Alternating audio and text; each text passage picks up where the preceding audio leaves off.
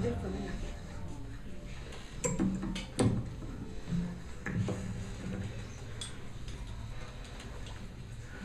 evening. Good evening.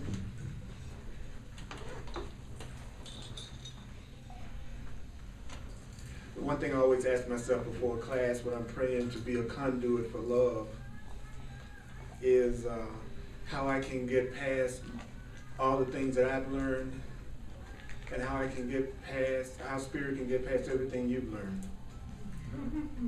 Because that's the only thing that keeps us from hearing something new.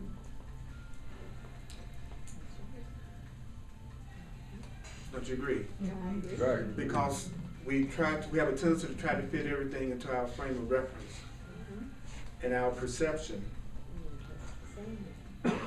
Because there's a big temptation to think that our understanding is a powerful contribution to the truth. It makes it what it is. So it's true if I think it's true. It's not true if I don't think it's true. And so I'm going to do a little short kind of like meditation centering. And I would like for you to go into it with the attitude that you don't have to believe the ideas. You don't have to accept the ideas. Some of the ideas you might find hard to believe. I hope they are. And then some of the ideas might be quite startling. Okay? And we're not being asked to judge the ideas at all. It's the use of the ideas that will give them meaning to us and show us that they're true. The difference between the Way of Mastery and the Course in Miracles is that the Course in Miracles is primarily focused on removing the blocks to the awareness of love's presence by getting us past any fear or sense of separation from God or Source, so that we can discover who we really are as love behind everything that we've learned. So the Course in Miracles is about undoing the blocks to the awareness of love. And the Way of Mastery has the same goal. The difference is that it has a different approach to the same goal. So it has three primary paths. The path of the heart. The path of the heart is primarily based on letting go of grievances and forgiveness and acting more from the heart than from the intellect. And the Way of Transformation is giving us the ideas that we need in order to transform into who we really are as unlimited beings, spiritual beings. And then the Way of Knowing is just what it's saying. It's the way when you know, the way you're going to live your life when you have certainty about your true identity as opposed to the identity that we've been taught that we are, which is that we're separate human beings, separate from each other in our bodies, in competition totally for some form of specialness or attention. And so we're having a perceptual battle. So what I'd like to do right now is just take this prayer in the Way of Mastery and just let yourself just relax a minute.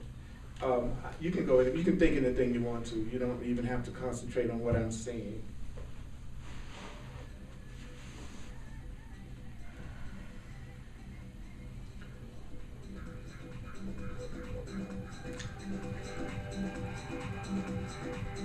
You are loved. You are loving. You are lovable. You are lovable. You are lovable. You are lovable. You are lovable. You are lovable. You are lovable. You are lovable. You are lovable. You are lovable. You are loved. You are loved. You are loved. You are loved. You are loved. You are loved. You are loving. You are loving. You are loving, you are loving, you are loving, you are loving, you are loving, you are loving, you are loving, you are loving, you are loving, you are lovable. You are lovable. You are lovable forever. You are lovable. You are lovable forever. You are lovable. You are lovable forever. This is the truth that sets you free.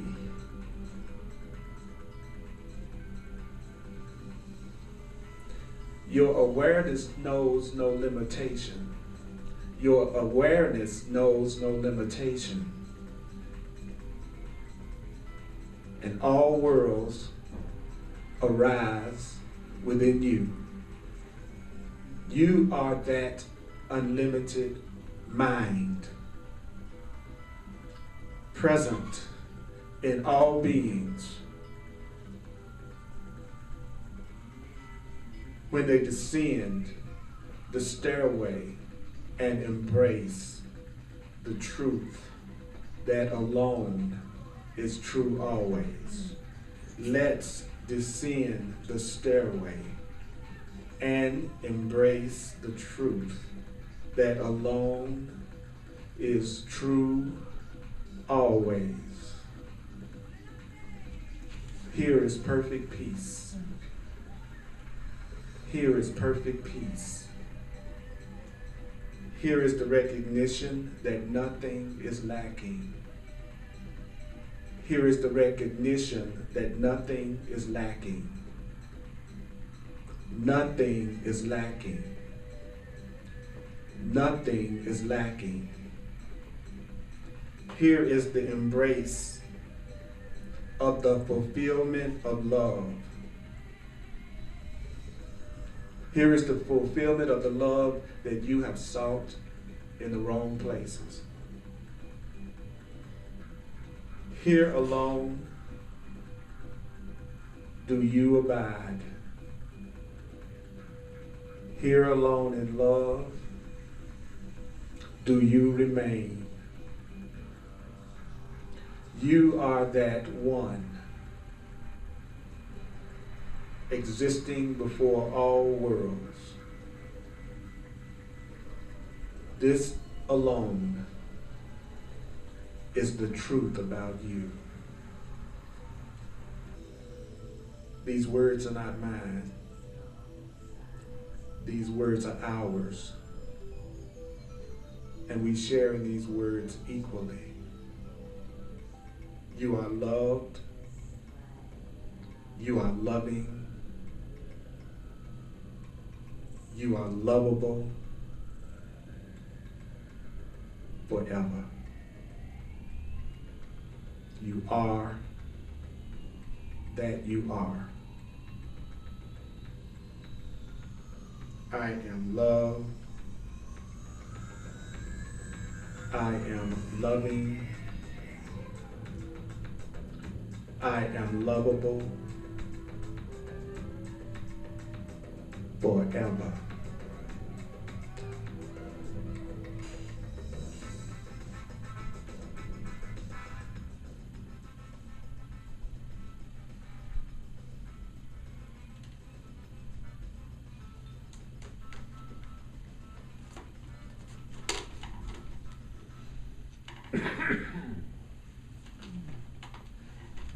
I'm so glad that I know now when somebody's lying to me. Whenever I'm hearing anything other than I'm loved, I'm loving, and I'm lovable forever, I'm hearing something that's not true about me. And when you hear anything other than that, you are loved, and you are lovable, and you are loving forever, whether that's you telling yourself that or somebody else telling you that, if you're hearing anything else, it's not the truth about who you really are. Ever, ever, ever, ever.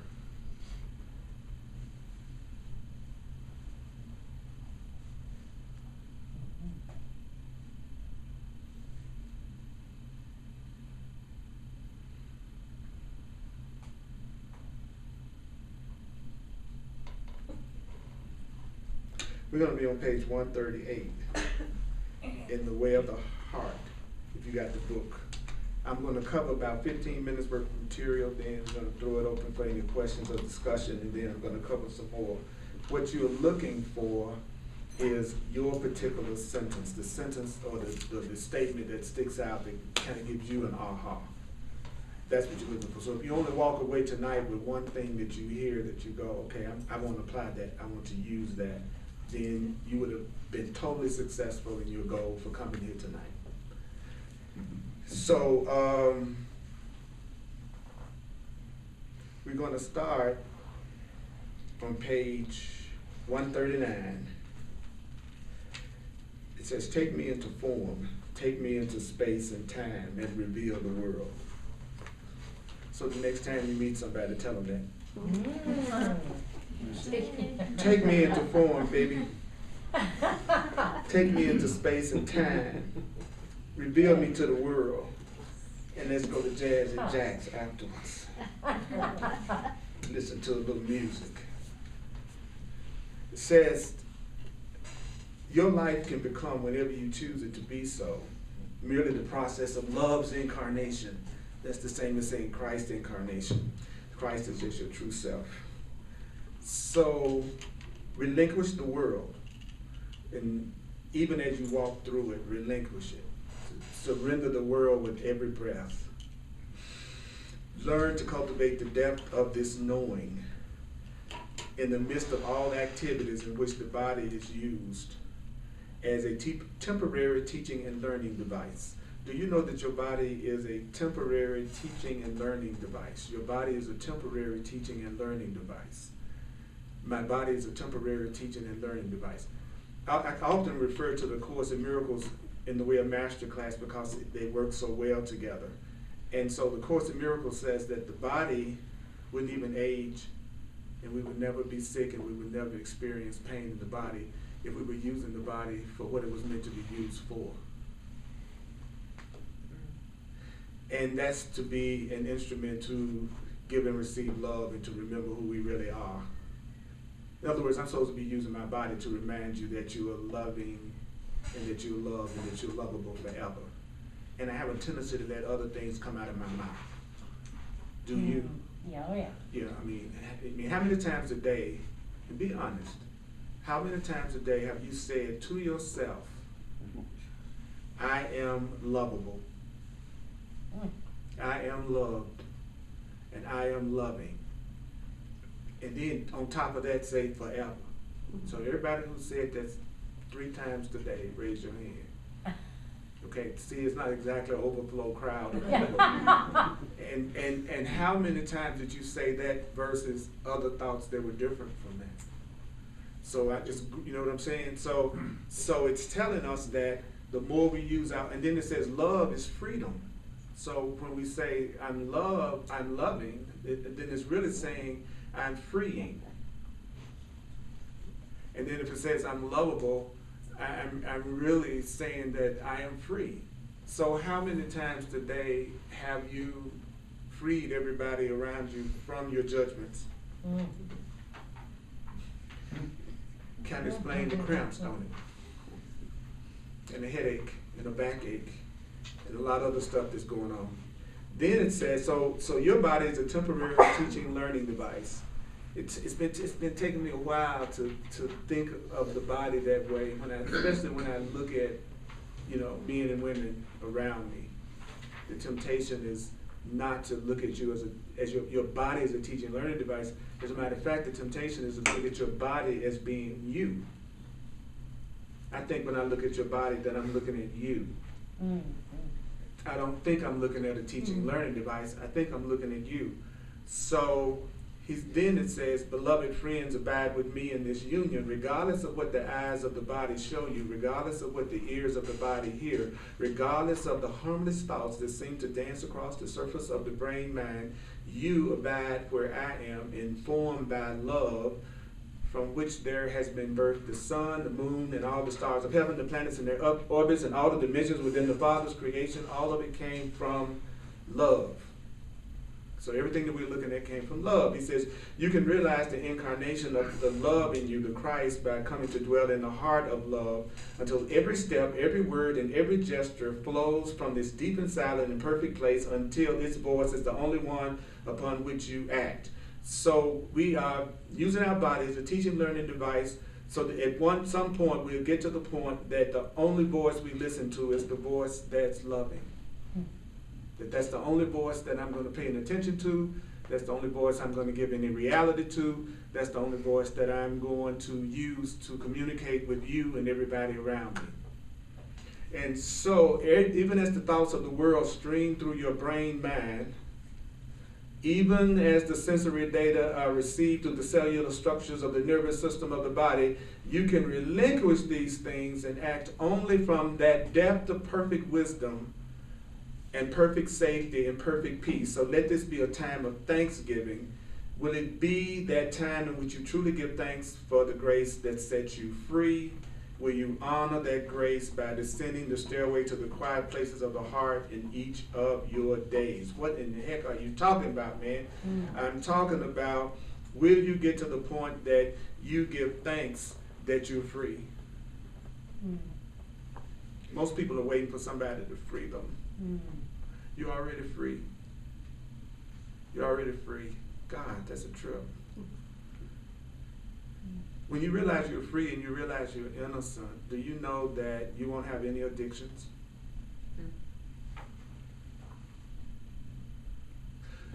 Do you know that the only reason why you have an addiction is you want the guilt that the addiction gives you? And guilt is a form of punishment.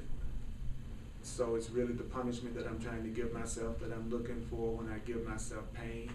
Because I think through punishing myself, I will absolve myself of guilt and the slate will be clean and I'll be okay again. Because we learn that punishment is correction. And so there's a part of our mind that believes that if we suffer, it's going to make us pure and okay again. So if you have no fear and you have no guilt and you feel innocent, then nothing can control you and you have complete control over your attractions to everything in your life. That's freedom. Wow. So I'm going to tell you about who you are. It says you are loved, you are loving, you are lovable forever. You are that you are.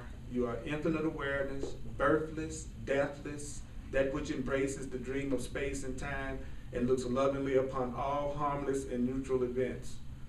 Dog, that's not what I thought I was. So even the body is no longer yours. Your body just arises and passes away, while you, the creator of all creation, informed it with the awareness of perfect forgiveness, perfect peace, and the fulfillment of love. Yea, though I walk through the valleys of space and time, fear arises not within me, for all good things are in my safekeeping, stored where moth and dust cannot corrupt, where thieves cannot break in to steal. Here alone is the treasure that I seek no longer, because I have found. It's a trip when you actually find what you're looking for, and then you go from looking for happiness to really doing everything you can to obey the rules of happiness so you can stay that way. So what we're hearing right now is, the truth is what, I'm not my body, I'm a spiritual being. My body is a temporary teaching and learning device for the purpose of giving the message in the world that you are loving, you are loved, you are lovable, I'm loving, I'm loved, I'm lovable, and so that I can become aware of perfect forgiveness, perfect peace, and the fulfillment of love, so that you can become aware of perfect forgiveness, perfect peace, and the fulfillment of love. And what is it that keep us from doing that? All the other things that we're hearing and learning and seeing that's the opposite to that. So you have already found everything that you're looking for. Now all you want to do is let go of the blocks to the realization of that. Abide here with me until the hour comes when you know that you will go out no more from our Father's holy place, that place in this depth of peace that abides wherever you are as the very heart and essence of your reality. You are loved, you are loving, and you are lovable forever. So what would happen if you believed that you were loved and you were loving and you were lovable forever? Where your physical reality, he says that our physical reality is a reflection of our consciousness and our thoughts and the ideas that we're thinking, and that everything that we're experiencing is the result of our thoughts. So if you had a core belief that you were loved and loving and lovable forever, your physical reality would reflect back to you, you are loved, you are loving, and you are lovable forever. So in telling myself I'm loved, I'm loving, and I'm lovable forever, I'm really telling the truth about myself. And everything that I think to the contrary is what is the lie that I have to learn how to let go of, so that my consciousness can only be focused on the fact that I'm loved, I'm loving, and I'm lovable forever, so that I will only perceive in the world that I'm loved, that I'm loving, and that I'm lovable forever. And that's how you transform your entire world to surround you with nothing but love. Okay? Okay. For those of you who need complicated answers, you're in hell right now, and that's okay. But the truth is simple. The truth is, as a matter of fact, it would seem like a completely brilliant creator would only ask us to do what we were willing to do and able to do now. That would sound like the smart plan, that my creator wouldn't be telling me to do something I can't do. It would be telling me to do something I want to do and that I can do and that I'm willing to do. And so if you're getting guidance from your higher self, it should be something that's simple and doable from where you are right now. That makes sense, doesn't it? So it says, this I give you as a divine meditation and a way of prayer. Perfect it, live it, drink it in, embrace it, devour it, and become it. What? Perfect it, live it, drink it, embrace it, devour it, and become it. That sounds like voodoo donuts.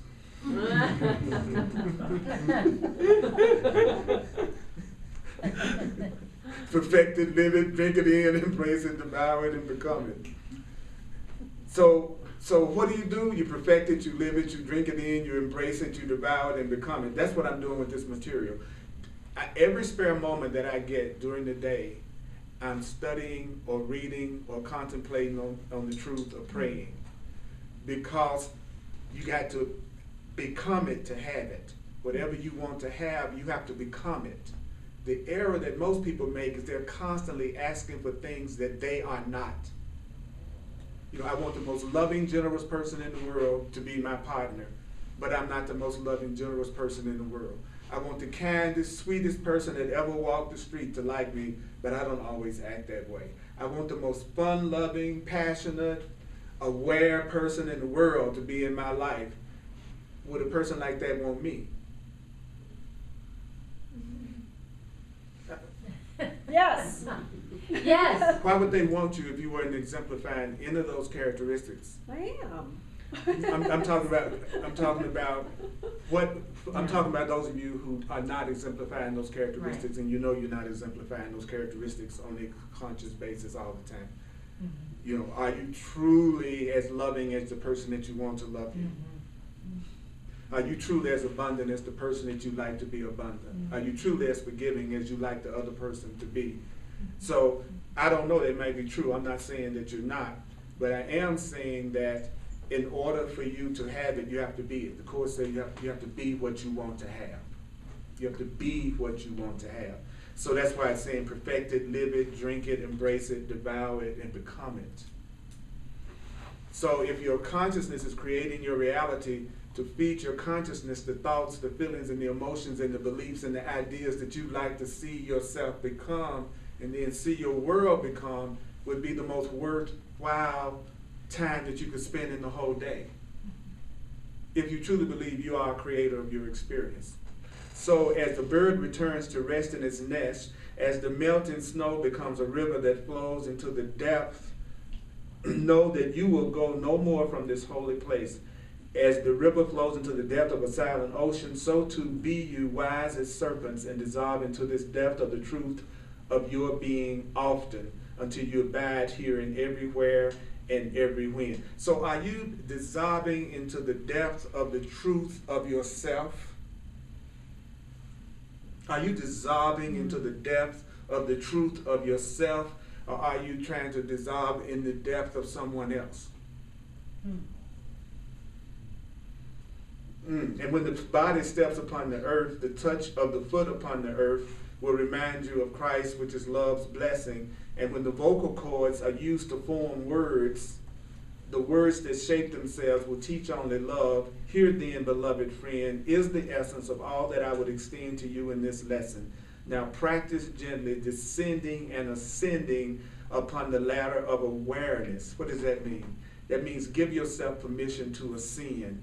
How do you do that? Notice the thoughts that are streaming through your mind. How do you ascend? Hear the sounds around you. How do you ascend? Feel the weight of your body in the chair that you sit in. And just be there a little while. So, any thoughts, any questions, any discussion, anything you want to share about what we've heard so far? Yeah. Can you talk more about the concept of ascending and descending? Well, I think I struggle with that. I mean, I'm 2 steps forward, 3 steps back. Kind of. Well, the simple way to look at it would be ascending would be using these ideas that we're being given in terms of us being loving, lovable, and loved more and more as our perception of ourselves and the way that we communicate with others. So the more that I communicate in a loving, freeing way, the more I'm ascending in consciousness. The less fear I feel, the more I'm ascending in consciousness. And then the more fear I feel, the more I'm descending. So fear is descending in consciousness, and love is ascending in consciousness. Another way to put it would be, if I'm feeling more and more peace, I'm ascending in consciousness. If I'm feeling more and more conflict, I'm descending in consciousness. But consciousness is nothing but your level of the interpretation of your experience. The level that you interpret what's happening to you on is your level of consciousness. So your level of consciousness is simply your worldview. It's just the way you're looking at it. So if you are feeling more and more fear and conflict, that's your way of knowing that your level of consciousness is not really an accurate interpretation of what's going on. How do we know that the world is not based on correct perception? Because there are so many fearful things that we hear about that's going on in the world. It's really that simple, you know. So, did that help? Yes. Yeah.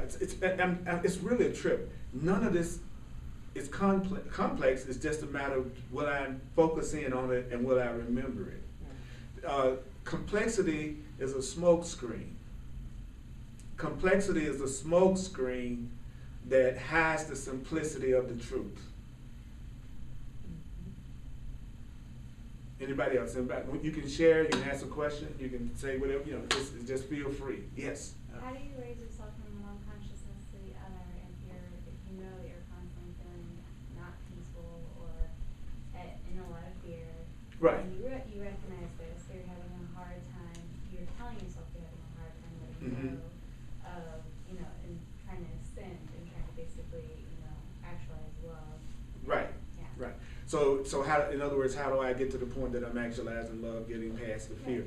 The number one thing that you do, which is, I'm going to say it, okay?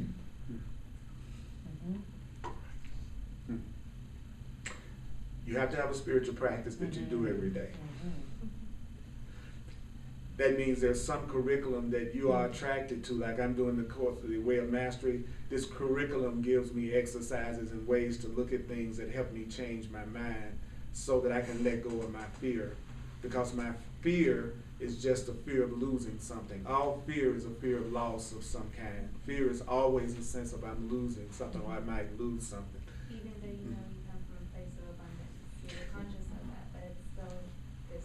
Right. The fact that you feel the fear is letting you know that you are very much intending to be at that level of consciousness. That's your goal, to be at that level of consciousness of fearlessness.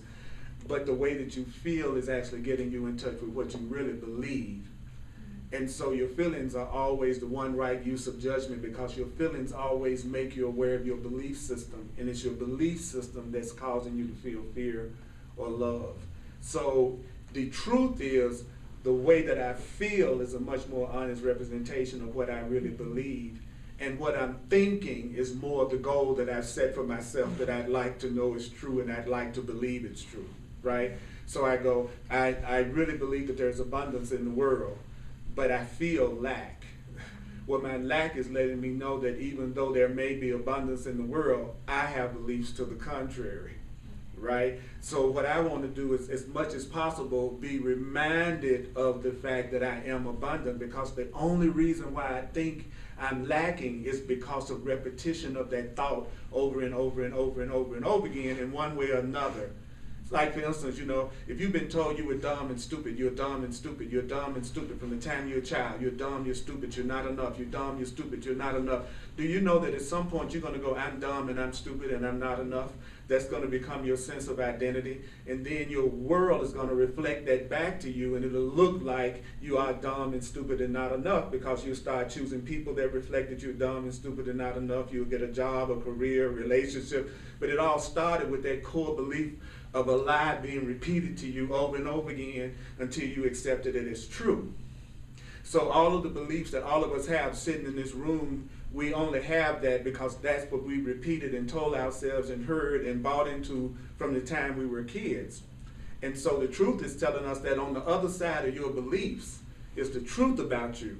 And the truth about you is that you are loved and that you are loving and that you are lovable. And all the thoughts that you have contrary to that are beliefs that you've acquired since the time you landed here on earth. And so what your spiritual practice does is allow you to undo those beliefs with the help of your own divine self, your own God self, your greater self. So you won't be alone in your transformation. You just have to have a willingness to rather be happy than to be right.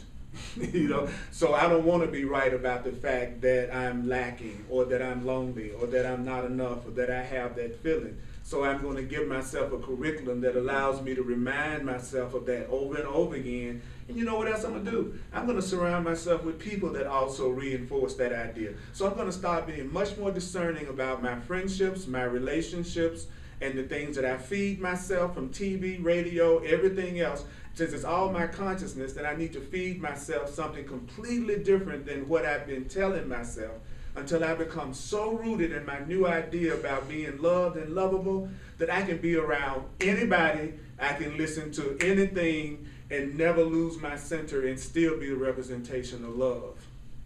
But it's a process of undoing, and that's what this is about. So what happens many times is that people want to bake a cake by getting the recipe book and then waiting for the cake to appear on the counter without ever putting the flour and the eggs and all that stuff into the oven. So truth students can sometimes jump from one teacher to one teacher, one class to one class, one thing to one thing, gathering recipe books, but never actually doing what any of them are saying. So it's really important to find some path that you are so attracted to that you're willing to do what's required of you of that path. And not only do you want to do it, you look forward to doing it. And even if you're challenged, you still will continue to do it. And that's how you know it's your path. And there's many paths to that oneness. So me telling you that you're loved, that you're loving, and that you're lovable, never letting you forget that even when you believe that about yourself, will help you begin to accept that it's true for you. This is the cool part. Since it is really true about you, then the whole universe is supporting you in that recognition, because it's the truth about you. You know what I'm saying? So when you focus on being loved and lovable, and that's what you want to believe about yourself, then everything helps you achieve that, because that really is the truth about you. So doing what you're doing tonight is a big part of it.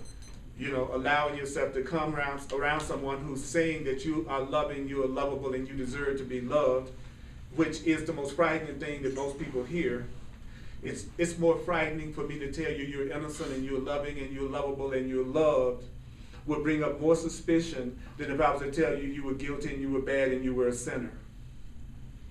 There's nothing the Course in Miracles teaches that we're more afraid of than love. So when someone starts talking like, I love you and you're lovable and you're wonderful and you're beautiful, and you don't believe that about yourself, you're going to think I'm a con artist. Mm-hmm. Because you're not going to believe anything that you don't already believe. Anyway, you see what I'm saying? Yeah. So on that same thought process, trying to not judge when the alternative is brought to our attention that we're not lovable. So how does one not judge? Well, in that moment, if you know it's not the truth, my first response would be to judge and to not do that. Well, first of all, we're judging because we're trying to convince ourselves that we know what's going on. So because we're trying to convince ourselves that we know what's going on, we judge everything around us so that we'll know that. So what you do is you use if you have to judge, you use a loving judgment. So in other words, if I know I'm going to judge, then I'm going to judge in a way that the judgment doesn't limit me and it doesn't limit you. So I'm going to judge you as either expressing love or a call for love, no matter what it is you're saying and no matter what it is you're doing. I'm going to judge it as you're calling for help. You're calling for healing. You're calling for love. You're calling for the truth. Let's say you're angry, upset, mad. It looks like you're doing something really crazy. The judgment that will not limit me is to see what you're doing as a call for love, a call for help, and a call for healing. So I want to use another judgment. And that's what you do. That's how you begin to, rather than spend all day trying not to judge, you just could judge, but use a judgment that's not going to jam you up. You see, and the judgment that's not going to jam me up is for me to say, you doggone call for love. You a big call for love. Dog, you a call for God. Man, you a call for God. Ooh, what a call for God you are.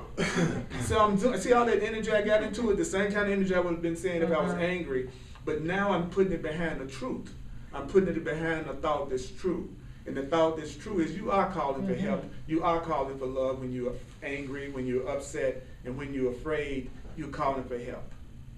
So that would be the judgment that I would start to use regardless of how I felt.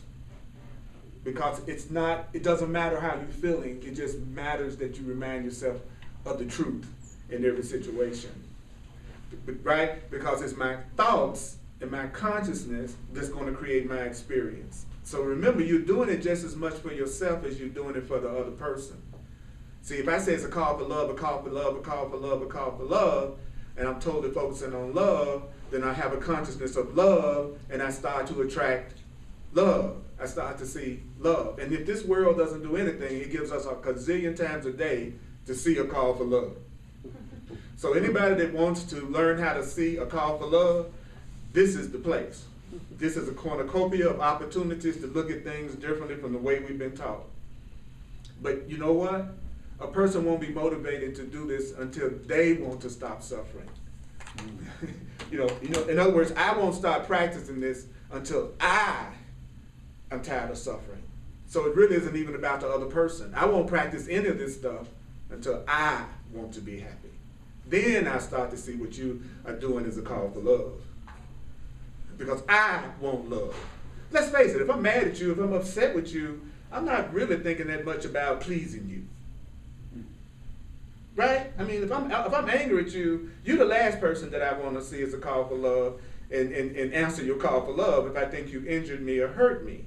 But if I keep in mind that what you're calling for is love, regardless of how you are expressing yourself, then that's reminding me that when I do the same thing, I'm calling for love also.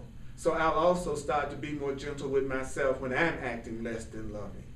Because if it applies to you, it also applies to me. So could you imagine what it would be like to be in a relationship with somebody who only wanted you to feel innocent? Not saying that you don't make mistakes and I don't make mistakes, but our overall goal with each other is to let us never forget that we're loved, loving, and lovable. And that's the whole purpose of our relationship, and not to make sure I got somebody to be with in old age. You know, most people want relationships, but not for that reason, right? Okay, so let's go on a little bit further.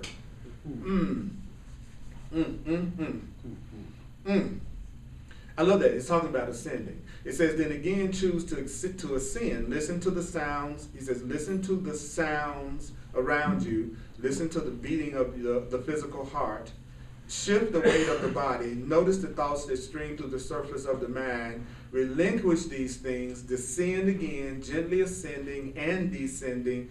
Also, another way to really ascend is to not condemn yourself when you think you're not ascending. Unless you have tolerance for your own weakness and fears, you can't get beyond them. Because you'll spend too much time giving them power to stop you. But, you know, how can you not succeed, though, really, if only weakness stands in the way, because weakness doesn't have any power? Yeah, that's why it's called weakness. because it doesn't have any power. So if your weakness is the only thing standing in your way, then nothing's standing in your way. Yeah. Right. So it says, then it went on to say, for as you do so, you would join both poles together, and you will cultivate within yourself the awareness and the spiritual power necessary to be in the world, but not of the world. So it takes awareness and spiritual power to be in this world, but not of this world. What does that mean? It means it takes awareness and spiritual power to be in this world the way that it thinks, and you're not in the thinking of the world yourself. I'm in the world, but I do not look at things the way that the world looks at it. I absolutely don't look at it the way the world looks at it consciously anymore, but unconsciously I know I do. The reason why I know I still look at it the way the world looks at it unconsciously is because I see it. If you see it, it's in your mind. If you see it, it's in your mind.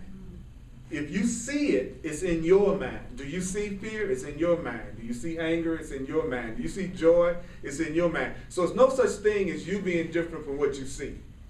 Because what you see is coming from the way you are interpreting it. So, okay, hold just a second. So it's really easy to not have a lot of drama in your life. The way you stop having a lot of drama in your life is to see everything that's happening as happening within your own mind. I'm looking at something in my own mind that needs to be corrected. I'm looking at something in my own mind that needs to be corrected. I'm looking at something in my own mind that needs to be corrected.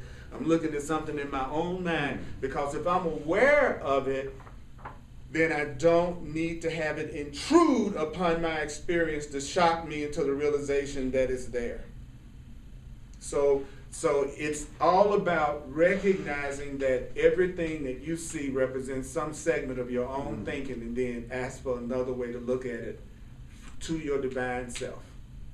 So it says, can there be a greater accomplishment than this? Can there be anything that you can offer to you a greater fulfillment than to be the conduit through which infinite awareness and power flows with every breath, every gesture, every spoken word to reveal the Christ or the love in you to the world through you? What in the heck does that mean? It simply means that the greatest fulfillment that a person could possibly have would be to be a conduit.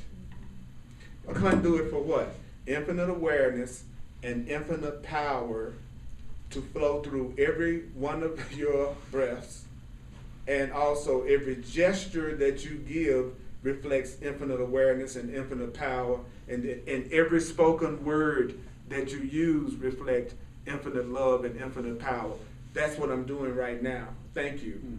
I'm using my body right here in this class as a temporary teaching and learning device to tell you that you're loving and you're lovable, allowing my body to be a conduit so that that awareness and that power can come through every gesture I'm doing with you all and every word that's coming out of my mouth to reveal the love in me in the world. I'm actually doing what it's saying. Someone just observing but not doing it will not experience the result of it. So it takes guts to do that. Try it. You try giving a class, sitting in front of people, saying the strange stuff that I'm saying, and see how at ease you'll feel doing it. So I'm proud of myself for being willing to let my body be used as a means for love to come to you in this room. It takes guts to do that. That just shows you how much I want love. I want love so much, I'll do what it takes to have it. Which means I finally believe I deserve it. And that's how I know I believe I deserve love. And you have it. And I have it. And the more I have it, the more I want to give it to those who want it. That's the other thing that started happening. Love waits on welcome, not on time. So I'm going in the direction of who welcomes my love. And it's like those little videos, those little games you play, but it goes boom, boom, boom. You know, it's like if I come up on somebody who doesn't want to receive my love, then I just retreat.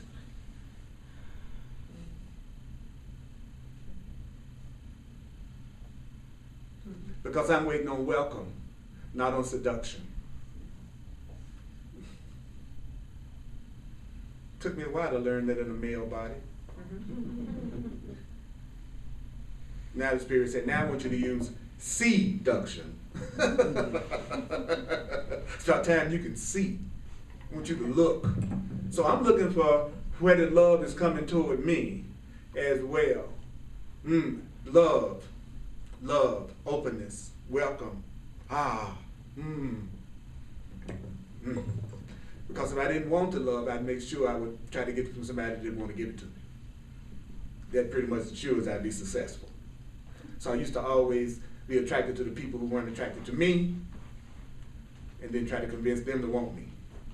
And then the person who was attracted to me, that was loving me, that did appreciate me, I just said, you just be my friend. But the lover had to be unavailable. I know none of you can relate to what I'm saying by the way that you're looking at me, like I'm talking the strangest stuff that ever could have happened. But the truth is, all the love that I've ever felt from anybody came from me. And all the love you ever felt has come from you. And the only thing that happened was the other person triggered you to give love. And you felt the love, attributed to them, and then tried to hold on to them to make sure you could keep the love. Because you forgot that it was you feeling you because of them. You know, you used them as a catalyst to generate your own love, and you felt so good in their presence that you said it must be coming from them. And then that's where possessiveness comes in. Because now I've got to try to hang on to you because you're the one that's sourcing my love. And the minute I take that attitude, fear is going to come in because then I'm going to be afraid I'm going to lose it. And so now I'm in competition with everybody else to make sure I don't lose this good love that you're giving me that I only have when I'm with you because I've lost the awareness that I was the one that was generating the love to begin with. It was just you who were used as a catalyst to get me to feel the love that's already in me so I could feel that love whether you're around or not. So the person who feels good by themselves is definitely the person who's most ready for a relationship.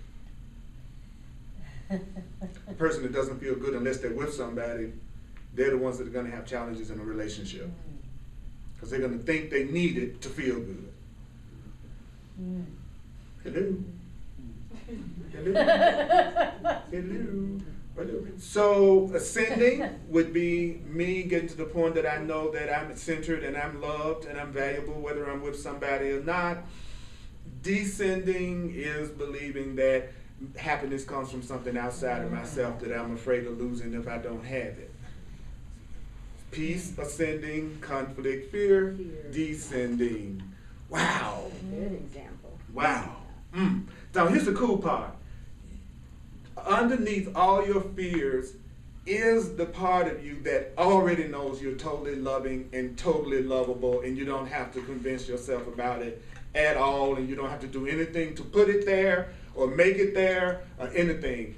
It is just there. There's a part of you that just knows you're cool, period, no matter what. It's already there. But it's underneath what you're telling yourself all day long. That's ascending. So how do I get to this place? Like you were saying earlier, how do I get there? Well, I start out by saying I want to be a conduit through which the awareness and the power and the love comes through my breath, through every gesture, every spoken word. I used to be so shy when I was a kid that I did not even walk into a room. I crawled around the baseboards. So for me to be sitting up here doing what I'm doing, coming from where I came from, is a friggin' miracle. The only reason why I'm doing it is because I'm giving what I want to receive. If I'm ever going to trust that I'm safe with you all, then I have to get outside of the box. I have to be willing to do something other than the way I would normally do it. I'm very reclusive, very introspective, very contemplative, and extremely quiet until I teach. And then another part of me comes out that you see as the Earl that you know. But my day-to-day personality is opposite to this. It's night and day.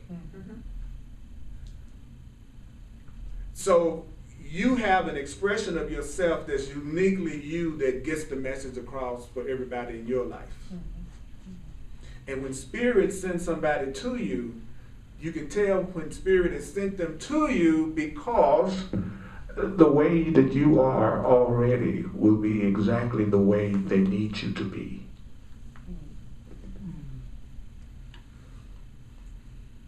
They won't be trying to change you. They'll be appreciating you. And they'll be saying, wow, just being around you is awesome. The way you express yourself, that's who you are, is just exactly what I need. Thank you for being you. If anything, they'll be saying, like I tell people, be more you. I call it more you. Be more you. What can I do for you, Earl? Just be more you. Can I make you feel even safer so that I can see more of you? Because the safer you feel, the more you're going to express to me and the more interesting you're going to be, because I'm going to be seeing things I've never seen before. If you feel really, really, really, really, really safe. Wow. I used to try to attack people to make them love me. I would let them see how angry I was all the time at them so that they could change the way they were to please me. Any of you ever tried that? You're gonna go off until they treat you right. And when you go off on them enough, then they're gonna start treating you right. You know, anger doesn't make friends. The court says we think anger makes friends. We think that the angrier we are at somebody, the more they're going to treat us right. Interesting. So that's the same as saying, I'm teaching myself that if I attack people, it's going to make me safer. So I attract people who believe if they attack me, it's going to make them safer. And that's where they come from. In case you're wondering. Wow. Okay. Any questions, any thoughts, any comments? Again, it doesn't have to be a question. It can just be you sharing something that you come to realize from something you heard tonight. Yeah, brother. Yeah. When you were, we'll take fear. If you're working on trying to remove fear, and then you think, well, okay, I've got all this really done really well. Then you turn around and you find out you have to get out of your house and you have to walk a tightrope over a 100-foot chasm, you know, and then fear comes back. That's an extreme example, but but I'm an extreme person. But seeing that fear, does that mean that there is still the fears that you thought you had gotten rid of, or how does that, when you run into something that unexpectedly brings up fear, if you think you've actually... The only thing that happens all day long is that our life gets us out of denial. So everything that brings up my fear lets me know that I'm still dependent on my own strength separate from God. I still think it's me on my own, taking care of myself, by myself, vulnerable to everything around me because I'm not in connection with my source. So ultimately, all fear comes from not having a belief in any kind of higher power other than your own self. That's the ultimate cause of fear, is I think I'm on my own, I think I'm alone, and I'm in danger from the unknown all around me, y'all. So all fear, again, is fear of loss. Fear of loss of love, fear of loss of my life, fear of loss. So fear is nothing but the recognition that you still feel separate from God.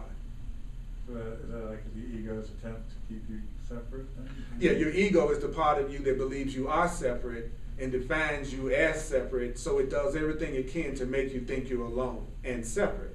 But the only way you can truly feel separate is through fear, because fear makes you separate.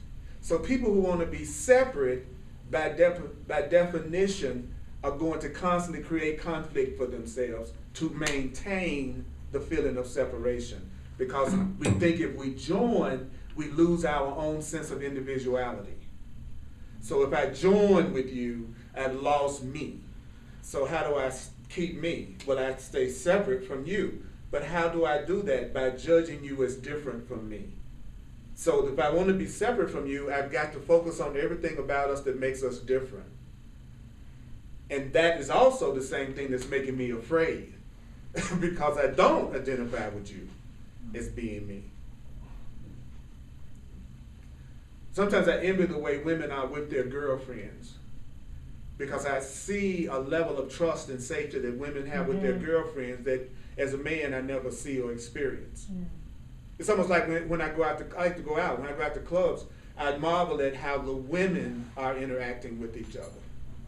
It's like they're having so much fun with each other, the guys don't even matter. Because they feel safe with their girlfriend and they know, you know what I'm saying? So what I'm saying is, I always watch that when people feel safe, that's when they express themselves and laugh and play and everything. But then if a man walks up and you have had any experience of men in the past that makes you feel afraid or separate if you've been hurt, then that's going to put up a wall between you, and then the test comes. Then I've got to prove to you that I'm worthy of you feeling safe with me. I got to get through your barrier that I didn't even make, because I'm not the guy that's making you afraid to talk to me. So you're really dealing with me as if I'm somebody that's not even there. And I got to make up for what he didn't do. I think I'll just pass. That's why I say I go in the direction of what's coming toward me. I go in the direction of what's open to me. I go in the direction of what's realizing I'm not their past. So how do you know if the person still has a lot of baggage? Because they're still talking about what the other person did to them. So before you get into a relationship with that person, you need to keep that in mind, that they're going to project onto you everything that's happened to them in the past. And then you have to ask yourself, are you ready to climb that mountain or not? Maybe you are. I'm not. I'm never climbing that mountain again. Ever. Ever. Why? You don't have to. Those who are like you will recognize you. Those who are as loving as you will recognize you. Those who trust will trust you if you trust. So you end up only attracting people who are safe. Because you are. You don't trust me, you're not trustworthy. That's deep, isn't it? It's so deep. The truth is just the opposite of everything we were taught. That is just the opposite. 180 degrees from everything we've been taught. Yes, just darling. Well, even what you just said about everything's opposite, what really stood out to me in the reading is that what greater accomplishment could there be than to be breathing, living, walking in the truth? And that is so opposite to everything the world would have you believe about accomplishing, because accomplishing is always becoming something you haven't yet, or attaining something you haven't yet. And so to think what greater accomplishment could there be than actually just being. Like, you don't have to do all the time. It's not about doing something different, being something different. It's about just being, end, period, done, truth. Yeah, absolutely. I agree with you totally. It's like we are human beings, not human doings. You know, and he said that earlier, that we would be dissolving into the depth of our own being. See, I'm just like you. I get excited about that. Well, what could be a greater fulfillment than me being a conduit for nothing but infinite awareness and power to come into my life and into my world? That's got to be cool. That's got to be cool. And so he says, enjoy then your practice. Know that when you descend to that place of the silent heart within you, I will greet you. I will sit with you in the depth of that silence, and our minds and our hearts and our souls shall merge as one. When you ascend, you take me, love, truth, with you. And when you descend, you drink me into yourself, until finally there's no difference between us. So when you ascend, you take love in, and if you feel yourself descending, you still take love in. So that's the rule. Okay? Those are your instructions. You know, if you're ascending, take love in. If you're descending, take love in. Awesome. Awesome. Awesome. Awesome. Awesome. Awesome. Awesome. Okay. Anybody else? I'm still open to, yes. Yeah, I find for me to be in that place of stillness and communicating with spirit, it takes long periods of stillness and quiet. Mm-hmm.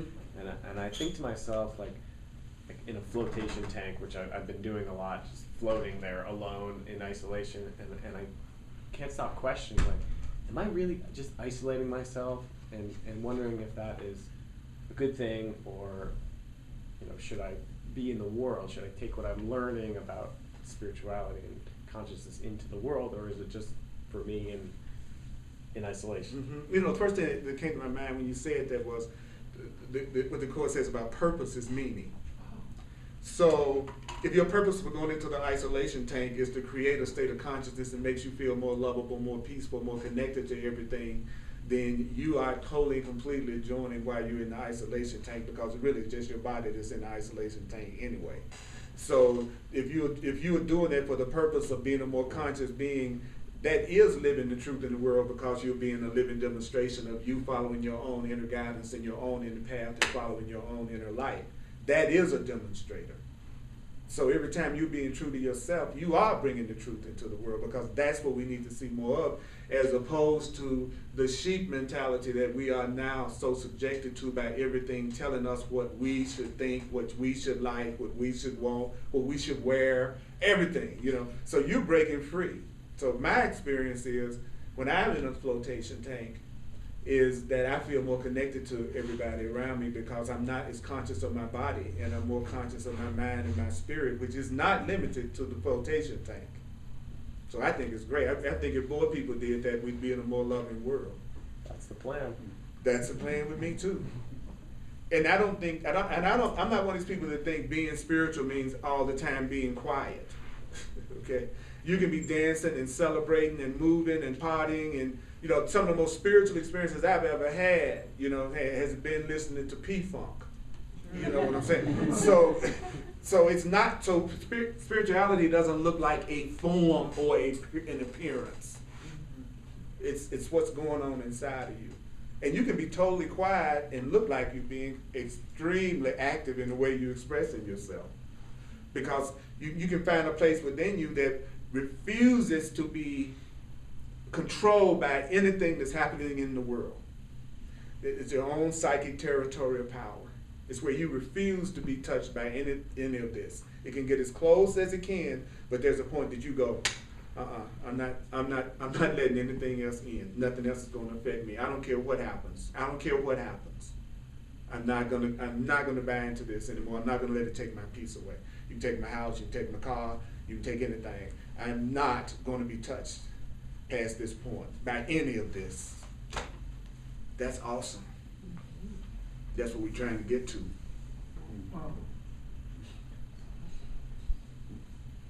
Woo! Anybody else? Anybody else? Any thoughts? If you get a chance, get the book, The Way of Mastery. You can get it from Amazon.com. It's 3 books in one, all 3 in this book. And then if you get it on Kindle, it's 3 separate books. And so if you're sincere about changing your mind for real, and let's say this appeals to you, then you know you're not serious if you're not reading the book. We know that, right? But it doesn't mean you're guilty, and it doesn't mean you're bad, and it doesn't mean you're a slacker. It just means you're not doing it. There's a line in the Course that goes, how can you say you really want something, but you don't want the means to get it? And that's a very, very powerful question. How can I say I want to have a peaceful, happy, joyful life, but I'm not willing to do any of the things that it would take for me to have it, and the least of which would be me knowing what the thought system is of a healed mind and how it operates. And believe me, I'm not another one of these. This is not another class that's saying this is the only way. This is a way. And what I pray for is that you find your way. I have sought and I have found, so I'm no longer seeking. I'm just trying to express it. I was a professional seeker, right? Some people are professional seekers. They just seek. But if you find, you got to use it, right? So if it's presented to you a way and it doesn't motivate you to do it, it just means you need to keep on seeking because you haven't found your path yet. That's all. That's all. And nobody have to make you do your path. And you'll be excited about it. You won't be able to wait to get to a way of master class or way of master group or to study it or to read it if it's your path. You'll be excited. It won't be like pulling teeth. You'll be thrilled.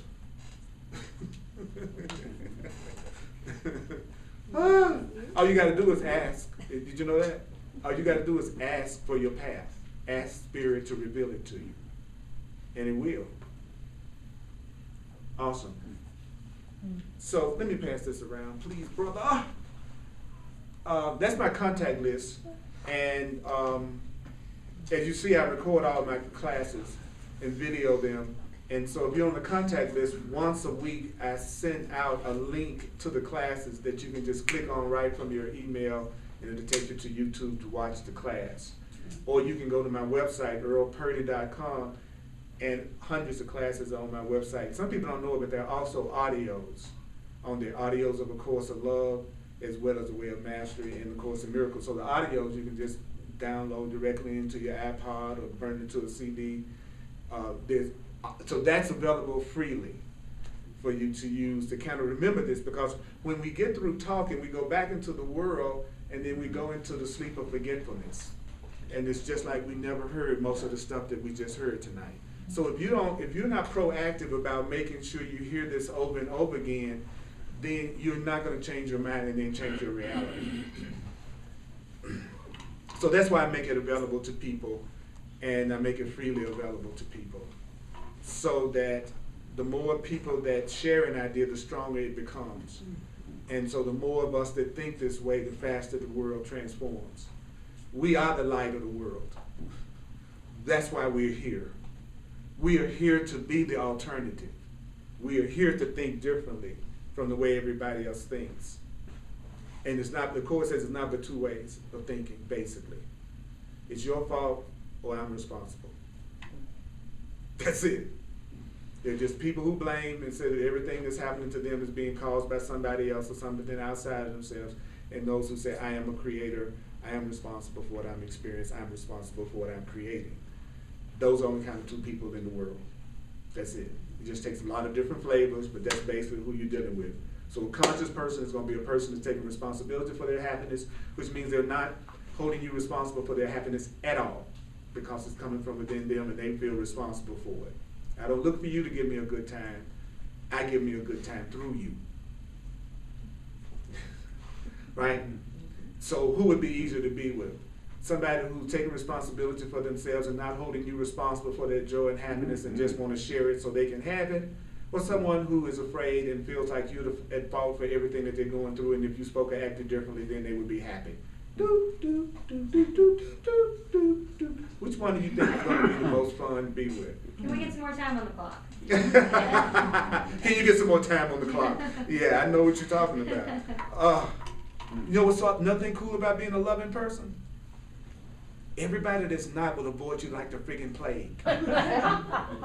That's the ultimate payoff about it that I noticed in trying to be more peaceful myself, is I actually irritate and I'm totally uninteresting and invisible to drama kings and queens. They don't even notice me. It's like I am absolutely not in the room. It is so cool. It is so cool. It is so, you won't have to put anybody out of your life. You don't have to put a soul out. If you're being more loving than they're ready to receive for themselves, they will move out of your experience. And if you love yourself, you won't try to cling to them. Because you know love means you let them go to express themselves however they think they need to express. That's what makes you loving. It's because you're not trying to cling. You're freeing them. And love is freeing. And then you create a vacuum, and in that vacuum, love comes in and fills it up with the situation, the person that would be the most peaceful and loving for you to be in relationship with. But you got to create a space. And you do that by allowing people to move in and move out. The best analogy going with that is a song. You'd never hear a song if they only played one note. So let people go in and out of your life because they're the notes of your song.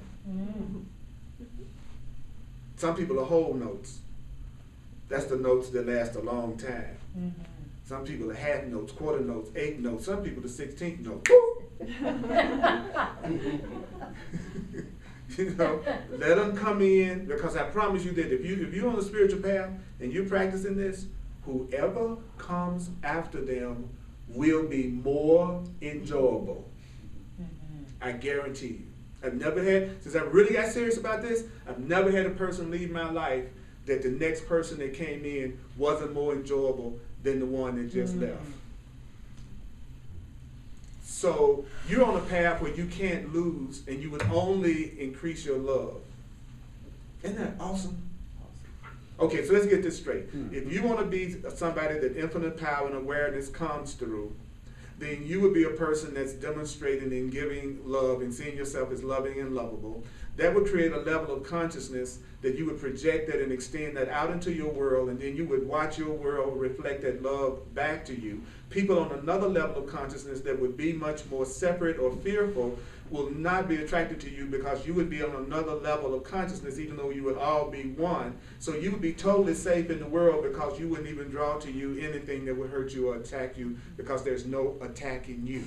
And then you're in the world, safe in the world, but not of the world, and totally increasing your joy every day, because you've got to be a living demonstration of how cool your life is when you choose to be conscious and sane. So the universe uses you to show everybody that's afraid that love is real and the joy that they could experience if they also made the same choice. So how are you going to be an example to everyone else unless the universe guarantees your joy and happiness? Unless spirit guarantees your joy and happiness, then how are you going to be a great representation of the love? Wow. So you're an ambassador. So we can't be people that saying, I'm going to classes so I can be more loving, and we be the most pitiful, miserable, sad thing that ever walked the earth. That's not being the example. Then people say, well, I will be happy if you give me a reason to be happy. Well, if you really are determined to have joy, if you really will make a commitment to your joy tonight, I guarantee you that that commitment to your joy will start to create the people and the situations and the circumstances that will give it to you. But it's going to come from your commitment to your joy, to your joy, to your joy. Because you can't make anybody happy and you're not. You can't give what you don't have. There's too many miserable people thinking they're going to make somebody else happy.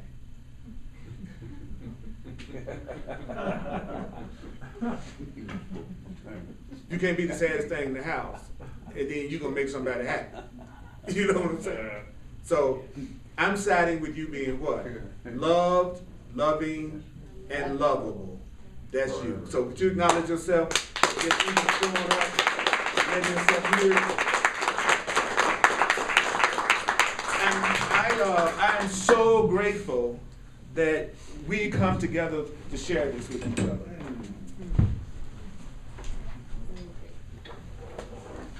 So thank you for your financial expressions of appreciation to me.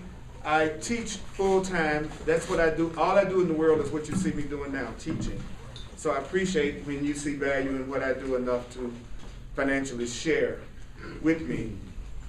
Those of you online, if you'd like to share a financial expression of appreciation, you can go to my website, earlpurdy.com. And also I'm available for one-on-one sessions called Clarity Sessions, where we take all of these principles that we are talking about, and I show you how to apply them to the situations that you're going through in your life right now. And if you're open to it, I also use my knowledge of astrology and numerology as a tool for intuitive awareness to give you some information if you're open to it. So those of you online, I just really want to tell you, I have been blown away by the emails and the messages that I've been receiving And I just want you to know how much I love you and how much I appreciate you, as well as those in this room. I'm experiencing things that you all would be completely stunned to know about. And I am so much more committed to you and to myself and to teaching than I've ever been in my life. And what I'd like to do is also attract more people like you that also have had enough, and you know you want to look at it differently, and you want to change, and you want to really be happy, and you're self-motivated to do that, and join with you even deeper. So I have a lot of things that are being revealed to me to do over the next few months. So it's going to be an interesting journey. I look to see a lot of change in my life. I look to see a lot of people leave my life, and I look to see a lot of people come into my life. So I'm having to really be okay about that song that we were talking about. Because if I love you, then I can't cling to you. And if I love you, I can't try to make you come or make you be a part of anything that I'm doing, because I love you. So I only want you to be here because you want to be here and because it really excites you to be here and it's meaningful. And when you're not, I always trust that you're exactly where you need to be, where you're supposed to be, doing exactly what you're supposed to be doing. And so you can feel innocent about whenever you come or don't come or whatever you're doing or not doing. It's okay with me. I trust that it's all in divine order. And I trust that whatever I need will always be there for me. And nothing's absent that I need. That what I need will always be there. And so I'm not imprisoning you by saying it's got to be you. Because then you're my prisoners at that point. You know. And so I'm trying to take that attitude with everybody in my life, everything in my life, to let it come and let it go. And when it's there, show up as loving as I possibly can, as long as I can. Because my frustration is I want to give more a lot of times than it looks like people want to receive from me. That's the way I'm playing it, which is interesting. You know. So what's that all about? You know what I mean? You know, I have to remember to act as separate that I need to act for you all not to be afraid of me. So I have to stay real conscious of your boundaries and all this kind of stuff, because I know we're seriously pretending that we're separate and different and apart. And I know that, that sometimes I want to break that illusion and just really deal with you as if you are myself.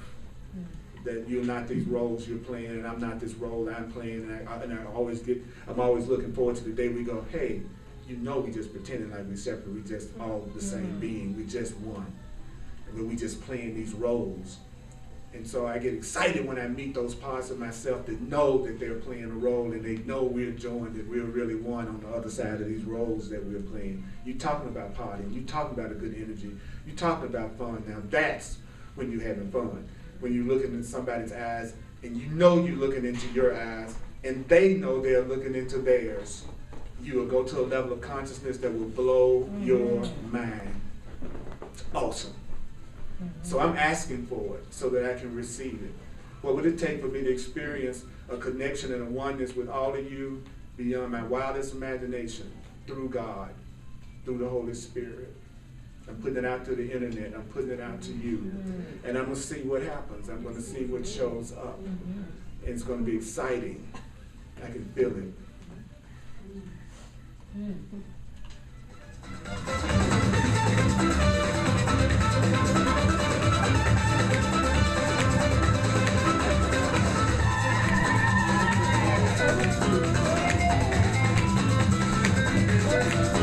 You are loved, you are lovable, you are loving forever.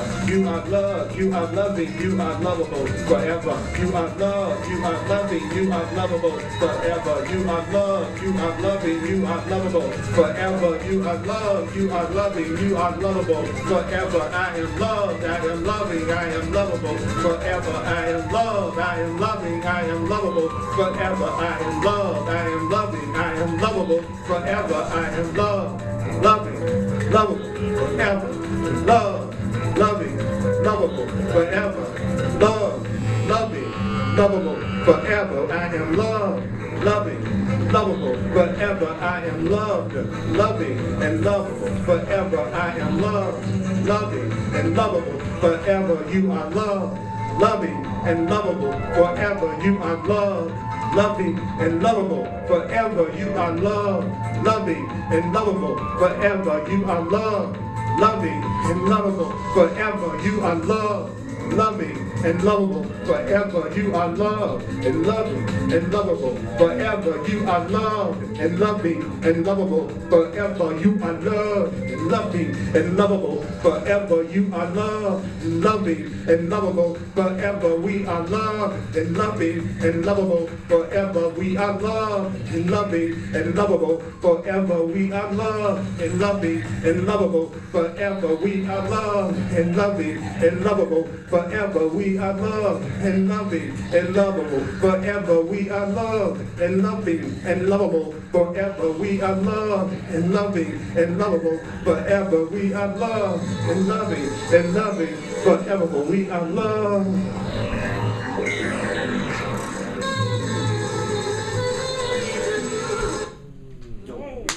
So I appreciate y'all for coming out tonight.